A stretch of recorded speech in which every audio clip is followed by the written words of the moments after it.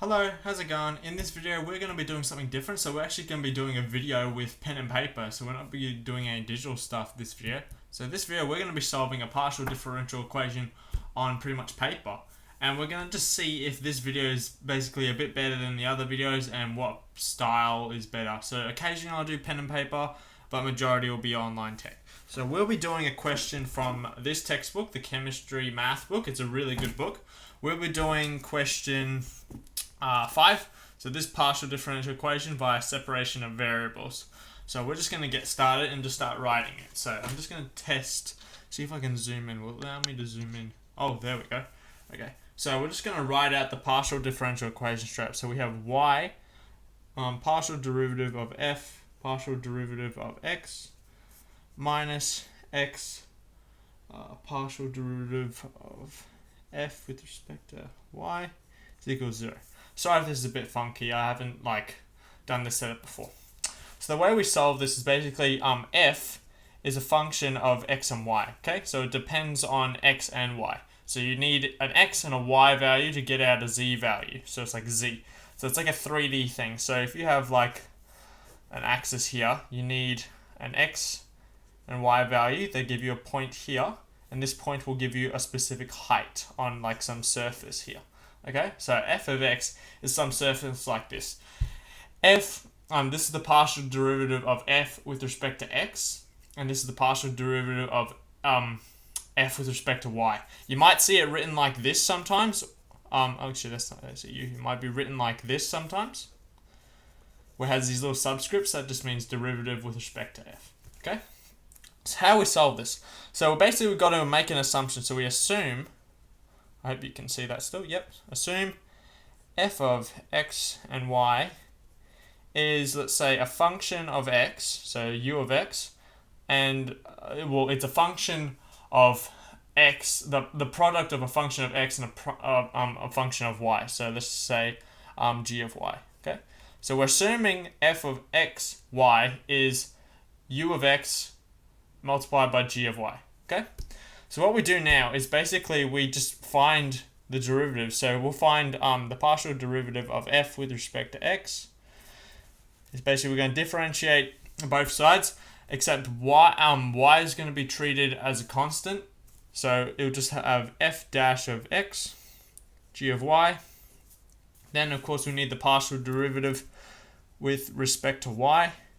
So differentiating this here, we're going to get u of x stays the same, and then we're going to have g prime of y. Okay. Now let's take a look at our PDE. So our PDE is like this. Okay. So we just got to substitute this bit up here into there, and this bit here up here. Okay. So when we do that, we're going to left with, what are we going to have? We're going to have y is equal to, oh whoopsie daisy, no, y multiplied by u prime of x g of y minus x u of x g prime of y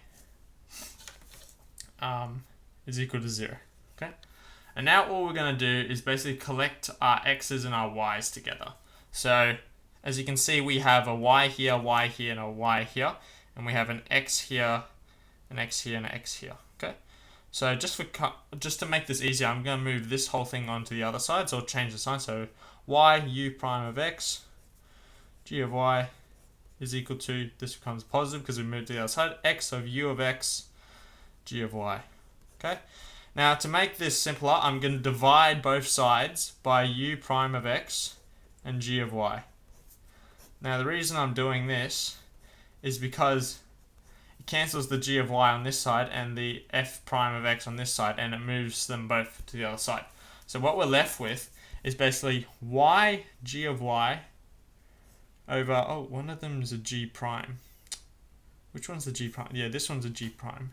That's a g prime, that's a g prime over g prime of y. Nearly made an error there. Is equal to x u of x over u prime of x. Okay? Now, in order for this to be true, they have to be equal to some constant. Now, the reason they're equal to some constant is because if you put a y value in here, it's not going to change this function here at all. And if you put an x value in here, it's not going to change this function at all. So they have to be equal to a constant. Therefore, we can split this up into two ordinary differential equations. So we have g of y over g prime of y is equal to lambda, and we have x u of x over u prime of x is equal to lambda. Okay, I'm just going to go through real quick and make sure I haven't made a mistake anywhere, because I haven't done this problem before the video. I can't just start going. So I'm just going to, that's all good. Yep. I think we're all good. Alright. So what do? So we solve this one and we solve this one, okay? This one will give us our g of y, because we need that to find our f of x, because f of x and y is the product of g of y and u of x. So we need to find g of y first. So how we do this? Well, we move this derivative up here with the constant. So we're going to have y of g is equal to dg dy, and we'll have the constant just here for now. So as you can see, this is still a differential equation, but we can simplify this by using a separation of variables. So we'll just move the y over to this side and the g over to this side, and we'll also move the constant over this side. So we'll have y over lambda dy is equal to g over g.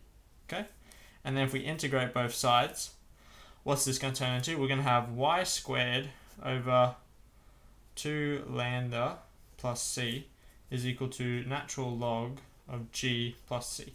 Now, we can move this plus c over this side and not really change this, because this is just some arbitrary constant.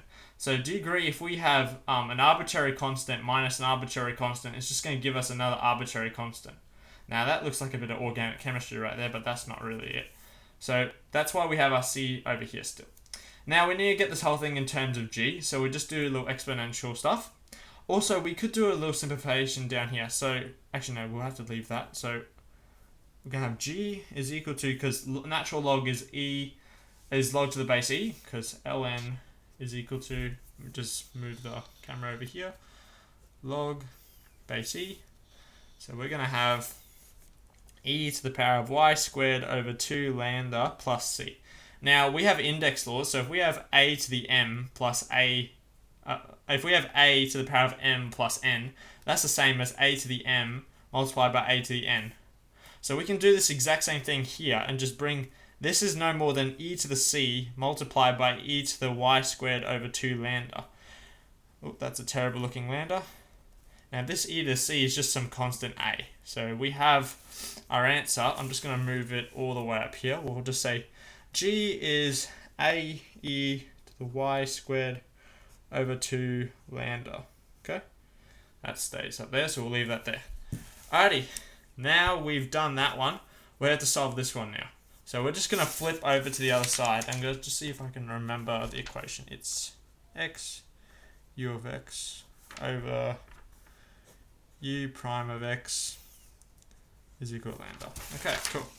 So all we're going to do is solve this now. So we'll just go x, this is easy, x u is equal to du dx lambda. Move the x up there, move the y down there, so we'll have, and we'll also move the constant across, so we'll have x over lambda dx is equal to du over u. Okay, integrate both sides, so we'll have x squared over 2 lambda plus c is equal to natural log of u plus c. That's a plus.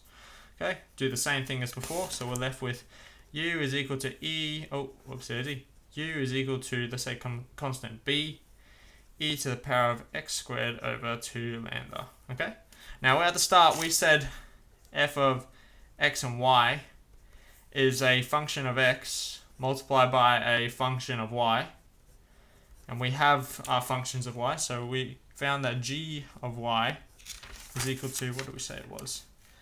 A e to the y squared over 2 lambda, and we had u of x, this u of x is that. Okay, so therefore f of x and y is equal to b e to the x squared over 2 lambda multiplied by a e to the y squared over 2 lambda. Now, a times b can be written as another constant, so we'll have f of x of y is some constant d, e, and these are like terms, so like bases, so we can add the indices, so we can have x squared plus y squared over 2 lambda. And that is our solution to our differential equation. Okay. If you enjoyed this new style of video and you want to see more of this on the channel, feel free to like and subscribe. Thank you.